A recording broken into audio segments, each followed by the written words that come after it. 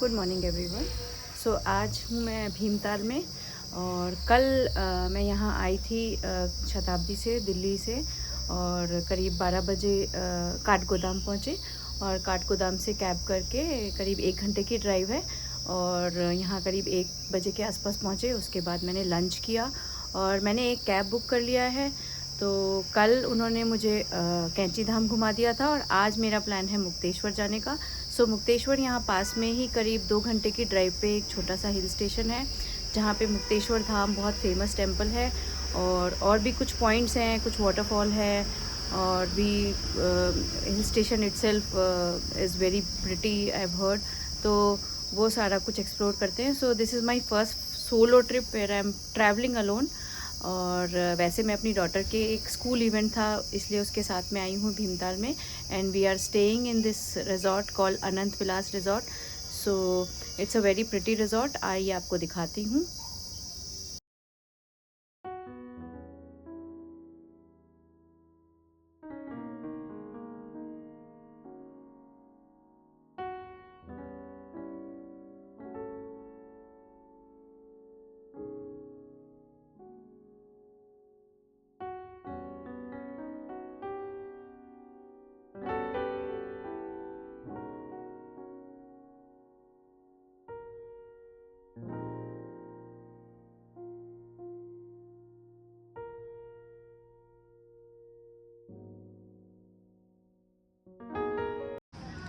So I am ready to have breakfast. गर्मा गर्म पूड़ी, आलू की सब्जी और पोहा।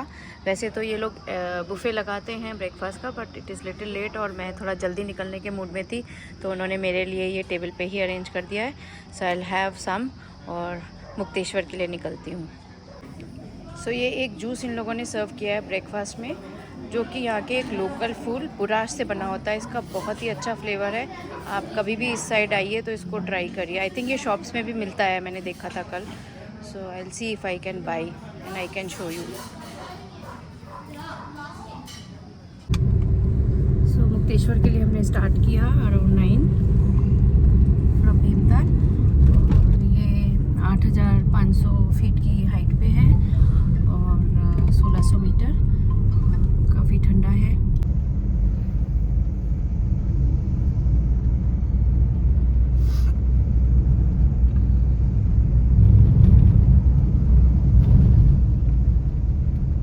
रास्ता बहुत ही सुंदर है, बहुत ही अच्छे अच्छे पेड़ हैं, घने घने लंबे लंबे पाइन ट्रीज। सो उत्तराखंड में कुमायूं में मोस्टली पाइन ट्रीज ज़्यादा होते हैं और मुझे कल ही पता चला कि इन पाइन ट्री के अंदर से एक लिक्विड निकलता है और उससे तारपीन का तेल बनाया जाता है। पाइन तो लगता ही है, साथ में उसके उसी के पेड़ से एक लिक्विड से तारपीन का तेल भी बनाया जाता है। So these trees are very useful. You can see बहुत सुंदर रास्ता है।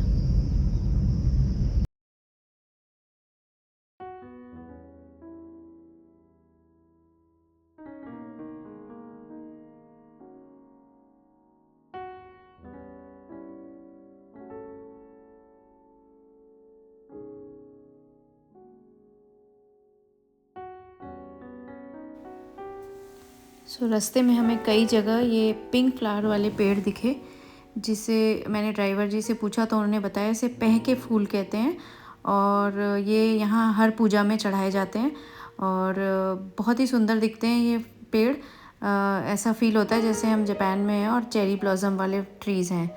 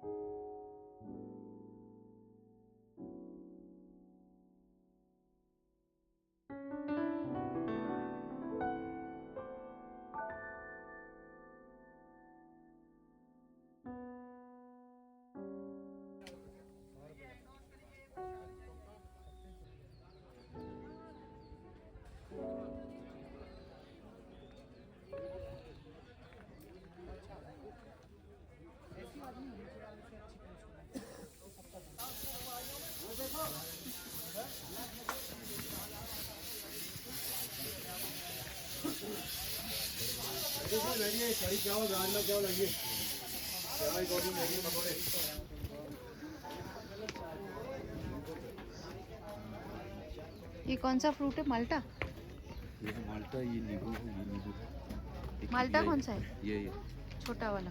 और ये नींबू है? ये नींबू तो उतर रहा है। पहाड़ी नींबू 1-1.5-2 महीना रहेगा बिना फ्रिज का। अच्छा। भैया तो 90% स्वास्थ्य के लिए सही बता रखा है नींबू। भैया नींबू रखो, नींबू घर के लिए ले जाओ। काट दे मशीन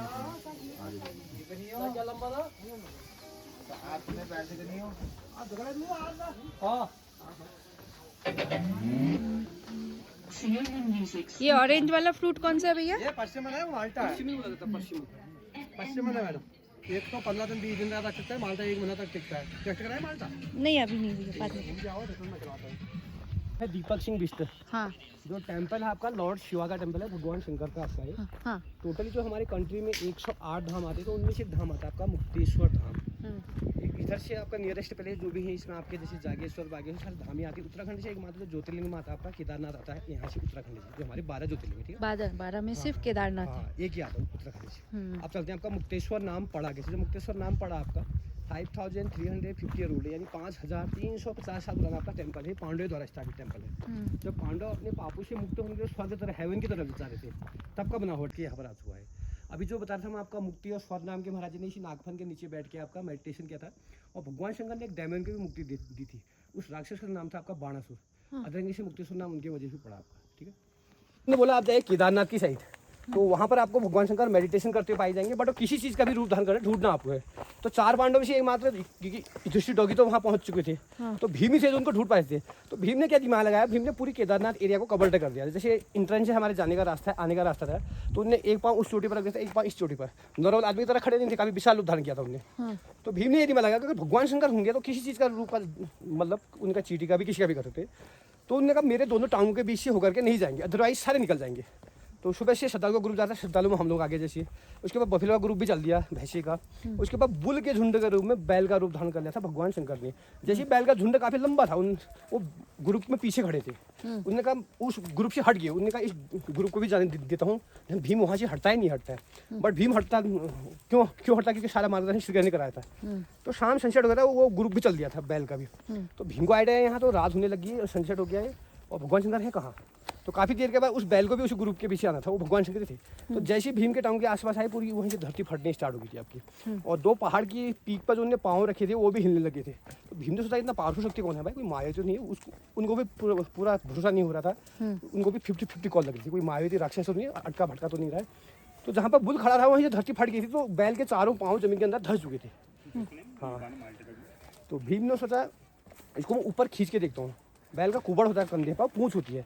जैसे भीम ने कुबड़ और पूंछ को पकड़ने की सोची, कहा जाता है वो बैली जमीन के अंदर लुप्त हो गया। भगवान शंकर से इतनी आसानी से कहाँ हाथ आते भीम के। तो कहा जाता है बाद में उस बैल से प्रकट होकर भगवान शंकर बाहर आ गए थे, खाली स्टेज में मात्र बैल लगा था। तो बैल के 2 पार्ट पाए गए, धड़ का सिरा तो वहीं रह गया केदारनाथ का आपका, और जो सर वाला सिरा पहुँच गया आपका पशुपतिनाथ, नेपाल कंट्री में पड़ता है।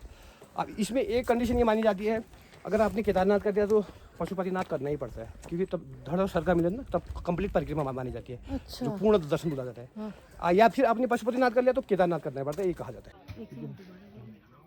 इसी तो बोला जाता है चौली की जाली। तो चौली में जो संबंध होता है रॉक चट्टान से, जाली में होता है होल से। इसमें साल में एक बार जो आपका बिग फेस्टिवल आता है महाशिवरात्रि, एक ही महाशिवरात्रि है जो मंथ ऑफ आती है, फरवरी टू मार्च की बनता है, यानी सिमिलर आप मान लो होली के आसपास जो महाशिवरात्रि आती है।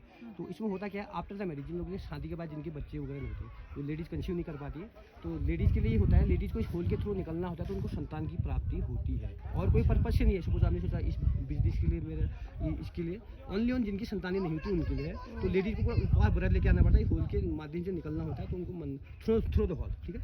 तो आपको काफ़ी छोटा हॉल कैसे, काफ़ी बड़ा हॉल है तिरछा मुंबई में। तो जो यहाँ के लोग होते हैं जो प्रॉपर यहीं से बिलोंग करते हो, तो उनको तो आदत रहती है, बचपन से ही आदत है। क्योंकि यहाँ की जो औरतें होती हैं आपका 80 kg का जाल का गट्ठर हो गया, लकड़ी का गट्ठर हो गया, सर में लेके ले जाते हैं। उनको तो किसी प्रोटेक्शन की जरूरत नहीं। आप लोगों को आदत नहीं है, तो आप लोगों के लिए जो कॉर्नर पे त्रिशूल दिखाई दे रहा है, उसमें 5 ट्रेनर लोग एडवेंचर वाले भैया हमारी हेल्प करते हैं। 5 ट्रेनर वहाँ खड़ेंगे, 5 उसके नीचे खड़े देंगे, 4 दूसरे से बैरिकेडिंग किया जाता है। यहाँ से ऊपर को रास्ता दिखाई दे रहा है, देखो यहाँ से बोथ साइड से 2 पिलर लगा दिया जाते हैं, इसमें रोपे बांध दी जाती है। तो ट्रेनर लोग लेडीज़ को कैरी करके उस होल तक ले जाते हैं। तो उसके बाद जो भी आपको इंस्ट्रक्शन दिए जाएंगे आपको फॉलो करना पड़ेगा। हम लोग पहुंच गए मुक्तेश्वर धाम। यहाँ के टाइमिंग्स 6 से 7:30 और 7 से 6:30 बजे।